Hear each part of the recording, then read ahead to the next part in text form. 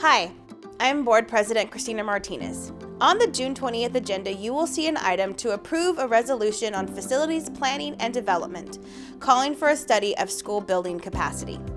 In our quest to become a national model for urban schools, we have set clear goals and guardrails.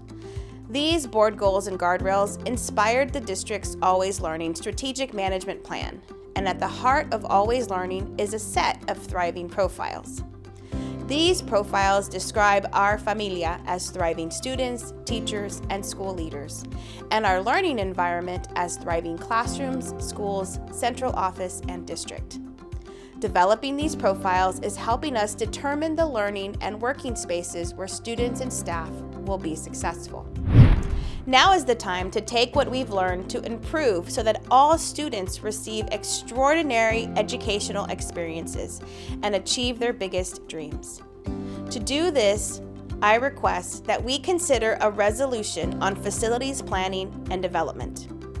This resolution, if approved, would call for a study of school building capacity so that we can begin the process of planning how to improve our learning environments so that everyone in them thrives. As we consider this resolution, I believe we should examine the district's enrollment trends, which has been in steady decline for more than 2 decades. Since 1998, student enrollment is down more than 15,000 students. We had an independent demographer who presented to our board in November and in January, and tied this reduction to a historic decrease in birth rate, and therefore to school-aged populations across the United States, as well as the shortages of affordable housing options for young families in the urban core. The demographer projects this decline to continue for at least the next 5 to 10 years, or into the 2032-33 school year. We should not take these projections about demographics lightly.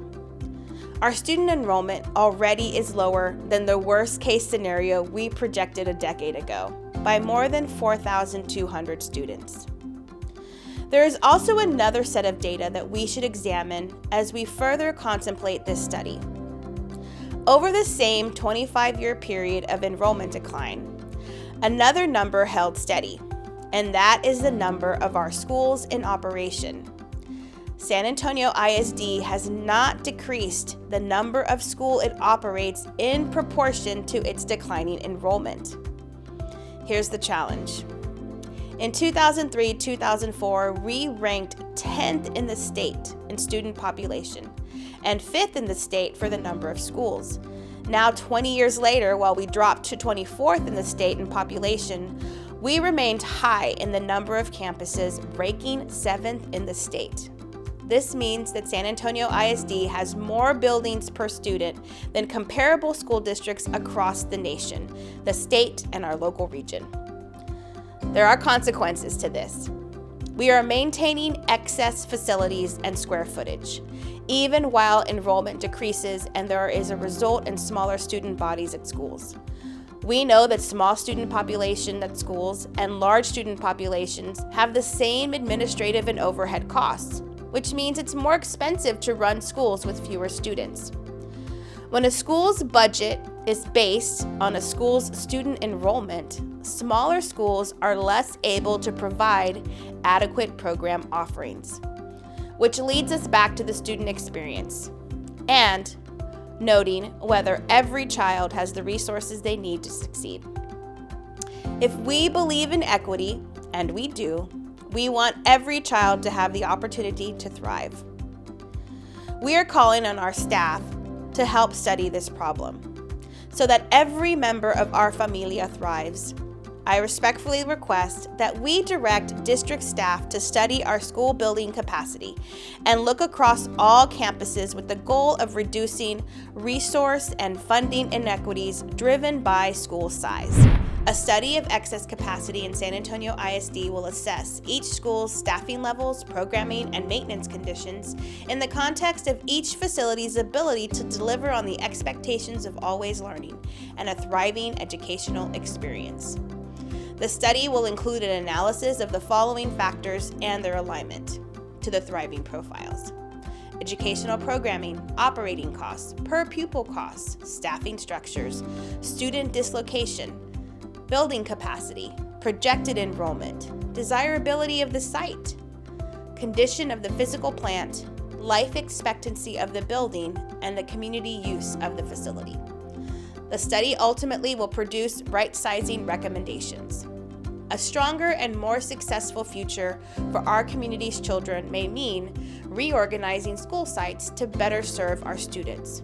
However, per our guardrail regarding embracing our community, we will direct district staff to work with integrity and transparency with our families, staff, community, and stakeholders. Prior to staff reporting back to the trustees, staff will share a decision framework to the district advisory committees as well as the general San Antonio ISD community in a series of engagement meetings. Only after receiving feedback on the framework will staff prepare a draft of the study to the trustees with right-sizing recommendations. We will expect staff to complete its draft recommendations and to present it to us, the trustees, at our September 18th, 2023 meeting, and following that presentation to school staff and families and the community. We will expect the first notification of the initial right-sizing recommendation to be shared directly with impacted schools, staff, families, and area elected officials.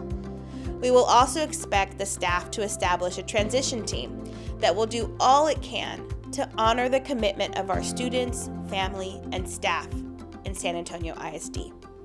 This team will set the gold standard for excellent customer service in our district.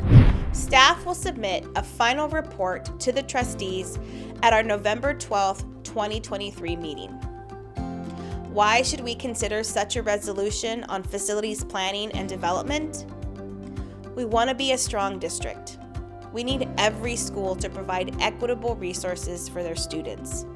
And this is the only way that we will be able to lift all children. Our goal will always be to support all of our students, not just one, not some, but all. It is our love for students and our future that is driving this agenda item today. If you have any questions about this resolution, you can email me or any of the trustees. Our email addresses are on the website. Any questions you have about the resolution will be made public and part of our agenda packet for the June 20th board meeting. Thank you.